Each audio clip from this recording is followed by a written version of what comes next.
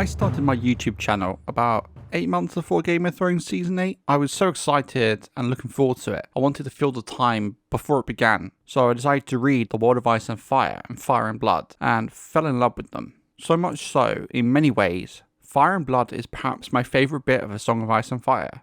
I felt that Fire and Blood didn't get the attention it deserved, which is why I really made my channel, to tell the stories and spread my love of the lore. So when House of the Dragon was announced, I was very excited to see the stories I'd fallen in love with play out on the screen. I always knew the Dance of the Dragons had the potential to be a phenomenal TV show. Complex characters, the ambiguity between both sides of the conflict, and a lot of political intrigue. But after the mess that was Season 8 of Game of Thrones, I was very concerned that House of the Dragon would not do the source material or George R.R. Martin justice. While it's way too soon to give a verdict on the show as a whole, the first episode is very promising and a solid start in my opinion. So let's start with positives.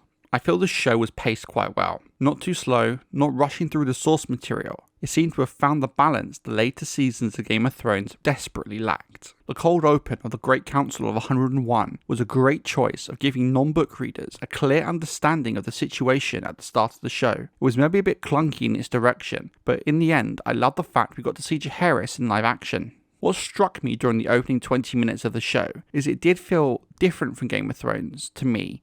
In terms of things like colour palette and the visual style, it definitely has its own character and feel.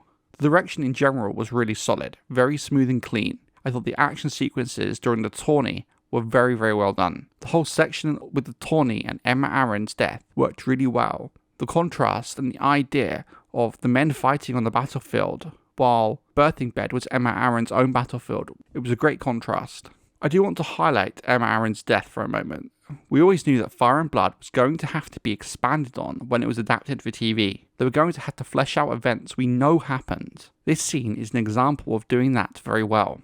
In the book, we're told Aemma Arryn dies in childbirth and baby Balon dies soon after. What they did was take the event we know about and turn it into a harrowing and uncomfortable scene, as ultimately it gives us a huge insight into Viserys as a character. The scene was hard to watch, horrific, and acted really well. In general, so far I'm happy with the casting, and there wasn't a performance that really stood out to me as bad or poor. I think I need to see more of Matt Smith as Daemon before I can really cast a judgment. But thus far, I'm surprised with how well he's doing, even if it's not the mental image I had of Daemon when I read the books.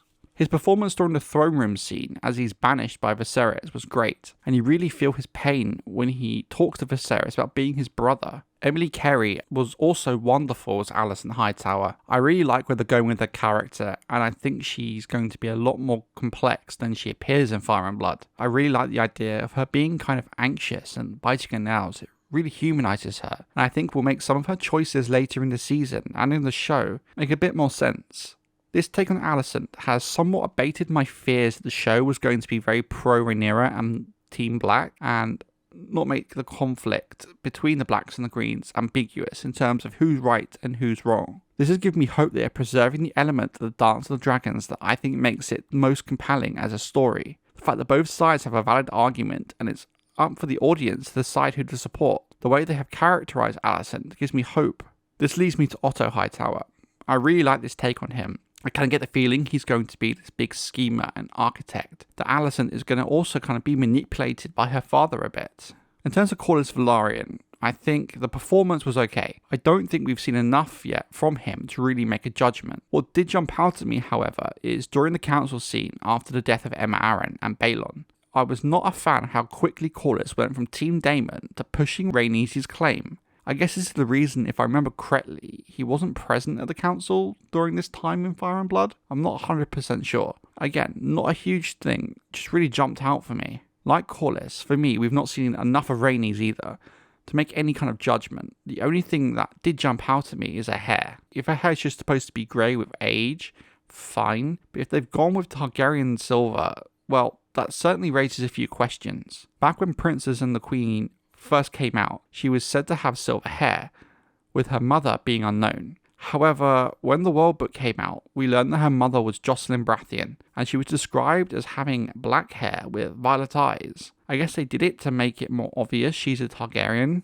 However, for me, the standout performance in this opening episode was Paddy Considine as Viserys. His Viserys is nothing like the man I had in my head. but I really think his performance was phenomenal. Emma Aaron's death scene was wonderful, and his overall delivery and screen presence is impressive. His casting is one of the ones I was very unsure about going in, but like I said, he really stole the show, and if he continues like this, it would not surprise me to see him nominated for a few awards. So, before I wrap up, I just want to mention a few little lore bits that I loved.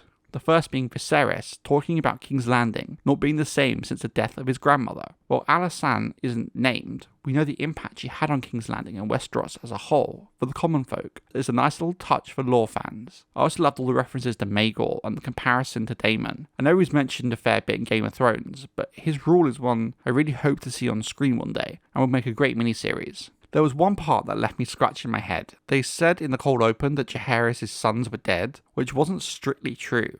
I get why they're doing it like this in terms of the story. Aemon and Balon are the ones that really matter most, and bringing up the fact that Jaehaerys had 13 children, some who were still alive, would just overwhelm and maybe confuse casual viewers. Now, the big reveal that Aegon conquered Westeros as he had a dream of the White Walkers. I know this is going to be a sore point for a lot of people, given how poorly Season 8 was handled, and especially The Long Night. But on the whole, I am okay with the idea.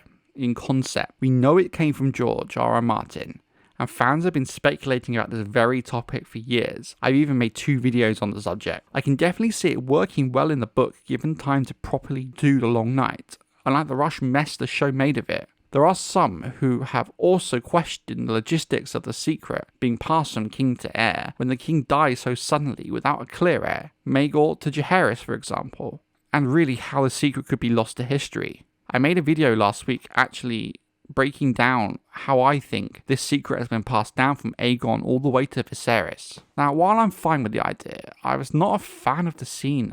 I'm not sure why, but it didn't sit right with me. It was the one scene that really jumped out at me looking back that I can say I didn't really enjoy. So far, it's a really positive start, and I hope the show keeps it up. I didn't expect to like it, given how much of a lore purist I am, but I did love it. I think I give it a solid 8 out of 10. I don't think it would be fair to give it a 10, given we don't know where the ceiling is in terms of quality for the show yet, so I think 8 is fair.